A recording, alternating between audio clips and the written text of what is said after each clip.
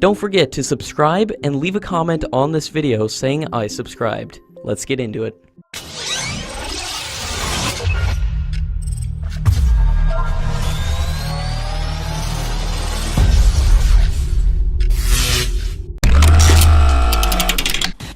After missing out to Dassault Aviation on pricing, the Eurofighter is back in news for all the wrong reasons.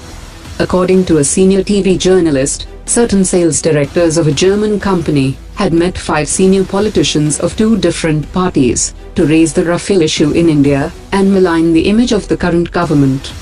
Eurofighter Typhoon was the only other fighter jet which had cleared all technical trials of the Indian Air Force under the MMRCA tender, but the offer of the Dassault Aviation was declared as the L1 bidder in 2012, and the Congress government started the negotiations with Dassault Aviation to procure 126 combat aircraft, but it failed to sign the Rafale deal.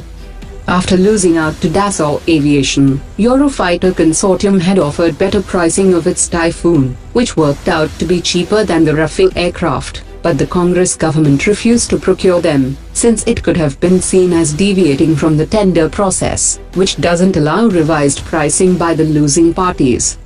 According to media reports, Eurofighter Consortium, which has responded to the latest tender of the Indian Air Force to supply 114 fighter jets, has been keeping a very low profile in India, and few reports also hint at possible lack of interest from the company in participating in the tender, since neither the American and French offer is said to be emerging as potential winner of the new tender.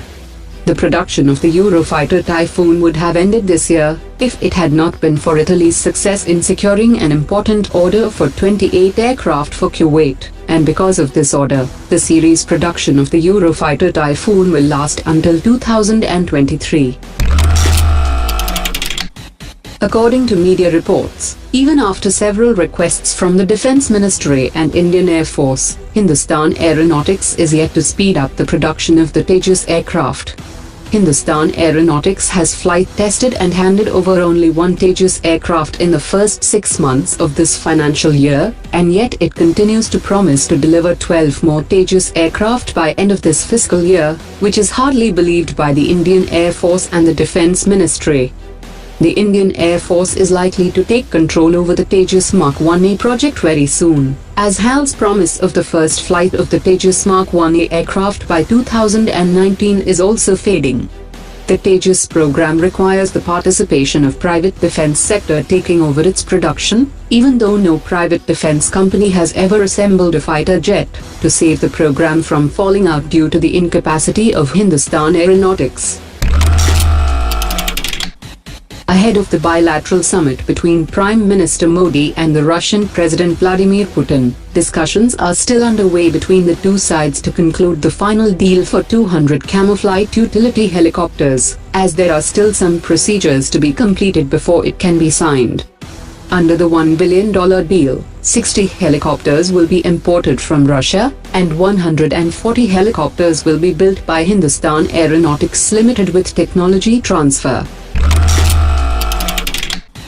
According to official sources, the Indian Rafale fighter jets would not be ready to fly at the Aero India 2019.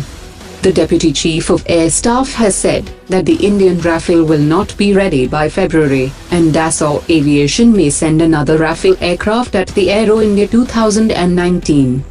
Dassault Aviation is set to deliver 36 Rafale aircraft to the Indian Air Force in flyaway condition from September 2019 onwards. On the sidelines of the upcoming India-Russia bilateral summit, India is likely to gift 3 MiG-21 fighter jets to Russia. 3 MiG-21 aircraft are scheduled to be handed over to Russia, based on a request from the Russian Defense Minister to the Indian Defense Minister. The aircraft to be gifted are in flight-worthy condition, and the cost of crating and transportation will be borne by Russia. The MiG-21 has an emotional value for Russia, as it has the distinction of being the most produced supersonic fighter in history.